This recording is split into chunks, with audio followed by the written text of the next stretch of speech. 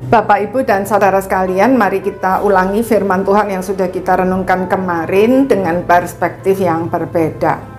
1 Petrus 3 ayat 1 dan 2. Demikian juga kamu, hai istri-istri, tunduklah kepada suamimu, supaya jika ada di antara mereka yang tidak taat kepada firman, mereka juga tanpa perkataan dimenangkan oleh kelakuan istrinya, jika mereka melihat bagaimana murni dan salehnya hidup istri mereka itu.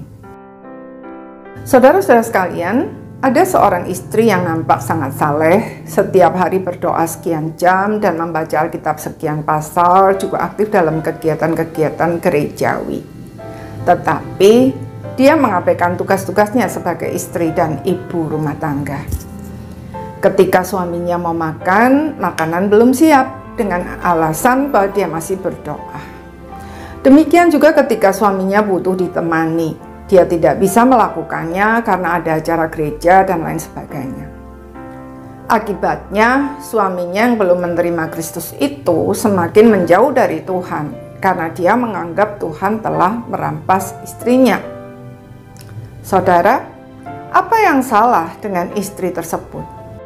Bukankah firman Tuhan berkata bahwa para suami akan dimenangkan oleh istrinya bagi Tuhan jika melihat betapa salehnya hidup istri mereka itu? Yang salah adalah pemahamannya tentang apa yang dimaksud dengan hidup saleh itu. Orang yang hidupnya saleh memang berdoa, membaca Alkitab, dan aktif dalam kegiatan gerejawi, tetapi juga tidak mengabaikan tugas-tugas utamanya sesuai dengan perannya di dunia ini. Dalam ayat ini, saleh dihubungkan dengan tunduk. Orang yang saleh adalah orang yang tunduk kepada ordo yang telah ditetapkan Tuhan. Dengan kata lain, kesalehan sejati bukan hanya soal berdoa dan membaca Alkitab, tetapi juga yang lebih penting adalah perubahan hati dan perilaku sebagai dampaknya. Orang yang hidupnya saleh memiliki keseimbangan dalam setiap aspek hidupnya, baik di gereja, di rumah, di kantor, di masyarakat, bahkan di tempat-tempat rekreasi. Tanpa keseimbangan itu, kita tidak dapat menjadi saksi Tuhan yang efektif, bahkan bisa menyebabkan orang tersandung. Jadi, jika kita rindu memenangkan orang-orang di sekitar kita bagi Tuhan, mari kita mulai dengan diri sendiri.